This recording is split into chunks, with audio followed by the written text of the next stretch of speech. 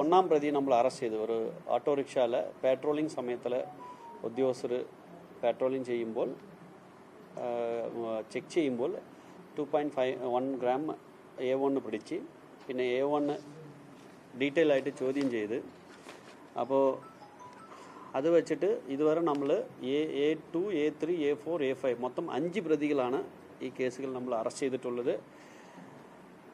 ഈ കേസിൽ ഇൻവോൾവ് ആയിട്ടുള്ള ബാക്ക്ഗ്രൗണ്ട് നോക്കുമ്പോൾ കുറേ പേര് ഉത്തരവാദപ്പെട്ട സ്ഥാനങ്ങളിൽ ടീച്ചേഴ്സായിട്ട് വർക്ക് ചെയ്യുന്നുണ്ട്.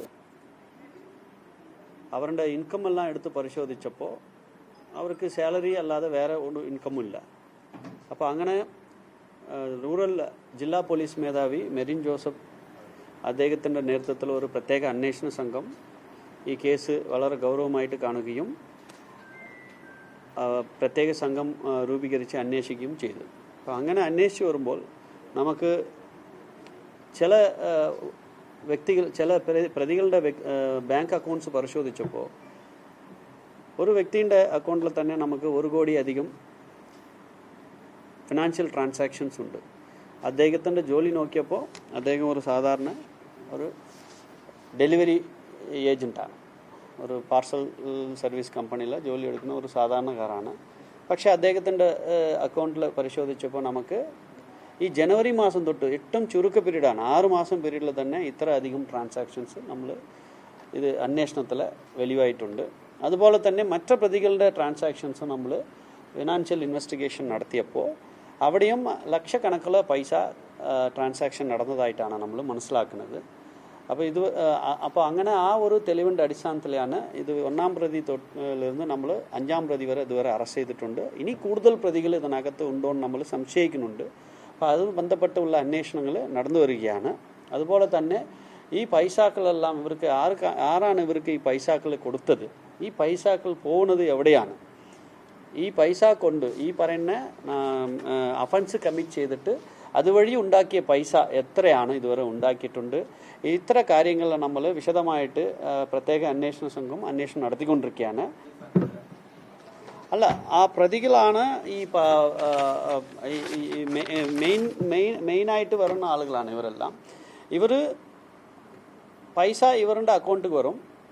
പൈസ ഇവരുടെ അക്കൗണ്ടിൽ വന്നു കഴിഞ്ഞാൽ അത് വാങ്ങിച്ചിട്ട് വേറെ ഒരു സ്ഥലത്തിൽ നിന്ന് അവർക്ക് സാധനം ഡെലിവറി ആവും. അപ്പോൾ അതെല്ലാം ഒരു ഓർഗനൈസ്ഡ് ആയിട്ടാണ് ചെയ്തിരിക്കുന്നത്. അപ്പോൾ തമ്മിൽ ബന്ധം ഉണ്ടാവില്ല എല്ലാ കാര്യത്തിലും. എല്ലാ പ്രതികൾക്കും എല്ലാ കാര്യത്തിലും എല്ലാ റോളും ഉണ്ടാവില്ല. അപ്പോൾ ഈ കുറേ അക്കൗണ്ട്സ് ഓപ്പൺ ചെയ്തിട്ടുണ്ട്.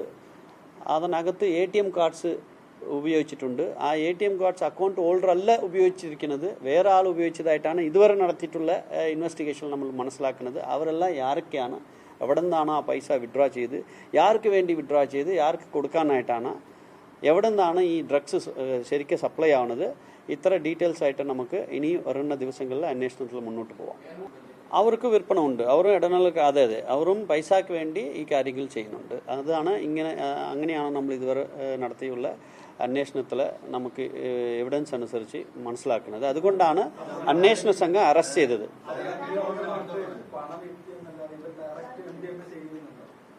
അതെല്ലാം നമ്മൾ അന്വേഷിക്കുന്നുണ്ടല്ലേ. അന്വേഷിച്ചിട്ട് കുറ്റപത്രം സമർപ്പിക്കുമ്പോൾ ആ കാര്യങ്ങളെല്ലാം വ്യക്തത വരുത്തി കൊടുക്കും. ഇപ്പോൾ അവരുടെ പ്രാഥമികമായിട്ട് അവരുടെ ഇൻവോൾവ്മെന്റ് മനസ്സിലാക്കിയത് കൊണ്ടാണ് prima facie there is a involvement, so arrest is recorded. ആ കാര്യങ്ങൾ ഇപ്പോൾ ഇതുവരെ 5 പ്രതി അറസ്റ്റ് ചെയ്ത്, ഇപ്പോൾ ഇത് ഇങ്ങനെ അന്വേഷിച്ച് വരുമ്പോൾ കൂടുതൽ പ്രതികൾ ഉണ്ടെന്നാണ് നമ്മൾ സംശയിക്കുന്നത്. അപ്പോൾ ഇനി കൂടുതൽ പ്രതികൾക്ക് പോകാനുള്ള സാധ്യതകളുണ്ട്. അതേക്കുറിച്ച് അന്വേഷിക്കാം. അവരുടെ ലൈഫ് സ്റ്റൈലെ കുറിച്ച് നമ്മൾ അന്വേഷിക്കേണ്ടി വരും. അതെല്ലാം നമ്മൾ അവരുടെ വിശദമായിട്ടുള്ള ബാങ്ക് അക്കൗണ്ട്സ് പരിശോധിച്ചിട്ട് ആ കാര്യങ്ങളിൽ കൂടുതൽ ആളുകൾ ഇൻവോൾവ്മെന്റ് ഉണ്ടെങ്കിൽ തീർച്ചയായിട്ടും അവർക്ക് ഇതുമായിട്ട്. സാധാരണ ഒരു ടീച്ചറാണ്, അവർക്ക് മന്ത്ലി ഇൻകമേ ഉള്ളൂ. മന്ത്ലി ഇൻകം ഉള്ള ഒരു ടീച്ചർ എങ്ങനെയാണ് ഇത്ര അക്കൗണ്ട്സ്, ഈ അക്കൗണ്ട്സിൽ ഇത്ര പൈസ വന്നത്, തീർച്ചയായിട്ട് അത് മറുപടി പറയേണ്ടി വരും. അത് നമ്മൾ പിന്നീട് പറയാം, ഇൻവെസ്റ്റിഗേഷൻ വിശദമായിട്ട് നടക്കുമ്പോൾ പറയാം.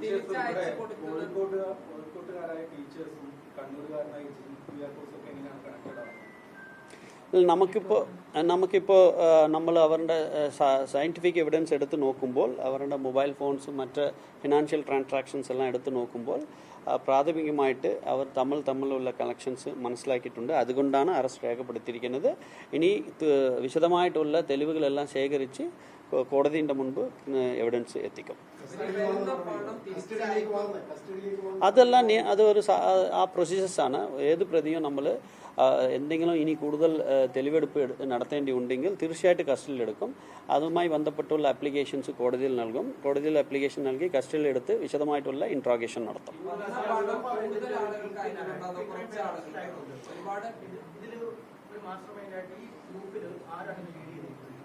അല്ല, നമുക്ക് ഇത് ഞാൻ ആദ്യം തുടക്കം തന്നെ പറഞ്ഞല്ലേ, നമ്മൾക്ക് ആദ്യം കിട്ടിയത് 2.1 ഗ്രാം സാധനമാണ് കിട്ടിയത്.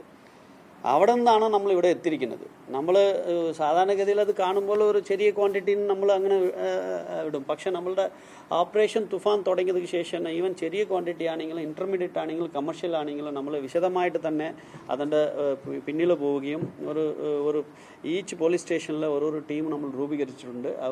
അവരുടെ എല്ലാ ഫിനാൻഷ്യൽ ട്രാൻസാക്ഷൻസും അവരുടെ ഇടപെടലുകളെല്ലാം പരിശോധിക്കുകയും ചെയ്യും. അങ്ങനെ പരിശോധിച്ച് വരുമ്പോഴാണ് ഇത് ഒരു സാധാരണ ഒരു 2.51 ഗ്രാം സംഭവമല്ല ഇത് മനസ്സിലാക്കി. അപ്പോൾ അതിൻ്റെ പിന്നിൽ നമ്മൾ അന്വേഷിച്ച് പോകുമ്പോഴാണ് 5 പ്രതികളെ അറസ്റ്റ് ചെയ്ത് ഇനിയും കൂടുതൽ പ്രതികൾ ഉണ്ടോ എന്ന് നമ്മൾ സംശയിക്കുന്നുണ്ട്. അത് നമ്മൾ വരുന്ന ദിവസങ്ങളിലെ അന്വേഷണത്തിൽ വെളിവാകും.